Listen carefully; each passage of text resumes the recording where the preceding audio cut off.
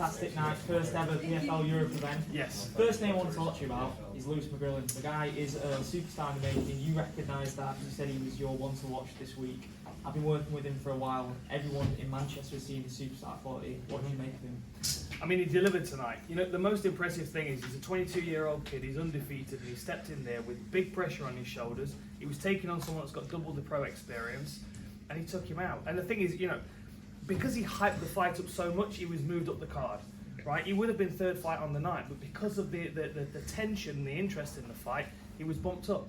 And you know, you've got to think Dakota and Simeon they're well versed in carrying these kind of events. There's a new experience for him to be in this kind of limelight, and he just impressed everybody, didn't he? I mean, his composure, the moments he was landing his left hand, would have been quite easy for him to chase his opponent down and try and get the finish really fast, but he didn't. He let it breathe, found his shots. It was very, very impressive. 7-0 now. The sky's the limit for the kid. He said he met you when he was young. He said you couldn't remember it, but you won't forget it now. Just hearing a story like that, you know, watching someone perform like that on a world stage, them saying that you were sort of their hero growing up, what does it feel like for yourself? That's news to me, but I mean, I've been punched in the head a lot, so I don't always remember the things from people. But you know, the thing is, what he's got to realise is it's amazing for me to hear that, but he's going to have a much bigger stage than I ever had, and he's going to be the one that's inspiring the next generation. There are kids in this arena today that watched him and thought to themselves, I want to be in that position in a few years' time. So he's basically filled the spot that I was in for him and during his career, and he's doing it a lot better job than I am. You know what I mean? First round knockouts like that, it's going to inspire generations of kids. How far do you see him going in the sport? The sky's the limit, you know, as long as he's got his opportunities, and obviously with the PFL we'll try and produce some more opportunities for him, some more tougher opponents and some big feature bouts on cards, you know, for the rest of the year certainly. You know, we've got Berlin, Paris and then Dublin. I would like to see him on a couple of those shows at least, and I expect him to deliver again. And I think, you know, there's a lot of other tough fights out there for him. A lot of kids coming through the amateurs, through IMAF and stuff that eventually are going to be turning pro. This pool of talent in Europe is going to get bigger and bigger. We're going to go from 4 shows to 6 to 8 to 12. I want Europe to be one of the biggest places, the busiest places for mixed martial arts in the world. And just with yourself as well, final one from me, embracing a new role as well, but I'm guessing you're itching to put on the gloves at some point with PFL. You know, the Super Fight League, that's there, tailor-made for you, and there's a pretty famous guy called Jake Paul who'd be pretty interested in a fight like that. Well, you know, the reality is, yeah, of course, you know, he's a great promoter, he's a fantastic asset to the PFL, but he likes fighting old guys that like to strike, that have got no ground game. I'm the guy, right? Like, what's he going to get out of me? We're going to have a fist fight and he might knock me out. That's what he loves, you know? Who knows what's going to happen? I'll always throw my hat back in the cage for a fight. I love the adrenaline rush, and you know, when I see these guys walking out, I'm proud of them, but I'm a little bit envious. I would love to be in there as well. There's nothing like the adrenaline rush of putting somebody away in the first round, and you know, we saw a lot of that tonight, and that energy in the arena, it just gets me fired up. So we'll see. I might feel 40 years old again tomorrow, but right now I feel about 23 and I'm good to go. Want to see it? Yeah. Dan, you mentioned him having a big stage, and how lucky are the fighters now that they have these kind of opportunities to perform at home on big cards, not realizing that maybe in your time there was nothing like this? You know, it's amazing. I mean, this was the problem when I was coming up, and to be honest, it's the same problem I hear all the time when I'm talking to these young fighters. You know, I'm traveling around gyms and I'm speaking to young prospects and stuff, and the issue is that, yeah, I've got to fight next weekend, but the guy's pulled out, he's been replaced by someone else, he's pulled out, now the event's been cancelled, they've moved my bout to another show up the road, and it's just a chaotic mess at the moment, mixed martial arts in this country, and what PFL will bring is stability. Like, all the fighters in this bracket, they know that they've got another 2 fights this year. As long as they win the next one, we'll move them on. And the opportunities are only going to keep growing. Like I said, 4 is the least amount of shows that we're going to do in Europe. And this is the first region that we're setting up a league. So after Europe, it's going to be part of the Middle East and South America. And each one of these leagues is going to feed into PFL Global, which means that the global standard of PFL is going to continue. And you've got to look at who we've got already. You know, Sadibou C, Rob Wilkinson, Thiago Santos has just joined us. We've got Brendan Loughnane taking on Marlon Moraes. We're spoiled for talent already, but then you start throwing some Lewis McGrillans in 5 years at the top, and it's going to be a mess of excitement. How quickly do you think you can grow? We're growing so quickly. I mean, the news was announced last week, Wednesday, that I'm taking this job.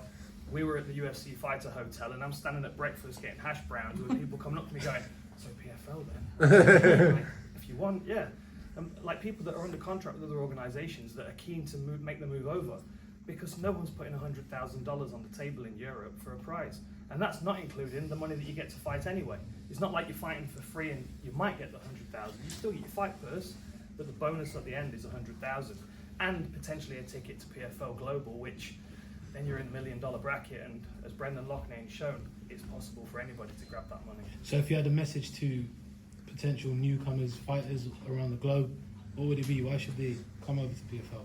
Because we'll keep you busy. We'll keep you busy. There's always going to be opponents. The other benefit in having a purse like $100,000 at the end is that there's always fighters that want to compete. If you've got someone that's promised 300 quid to fight, they might not show up. Right? I've had the same thing. I'm making 150, he's making 150. I don't know whether he's going to show up. It might cost him more to get there in fuel. $100,000 keeps people's attention. It will keep people in this tournament. And if one person drops out, they'll have a good reason and we'll replace them. Because that's the other thing that we're going to be doing. On these undercards, I'm going to have alternate bouts. You know, of course, we've got Lewis McGrillen as a feature bout, but I want these feature bouts to be more specific to the weight classes that we're seeing. So if we have a light heavyweight pull-out, we've got someone we can move into the next bracket.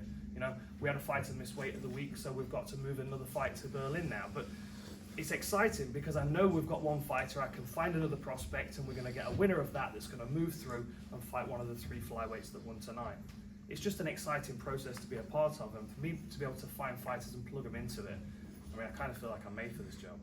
You look like you're made for it. Yes. It's the suit. Dan, as a pioneer of English mixed martial arts, what does it mean seeing this youthful British invasion that's coming along in the past couple of years, in all across the sport?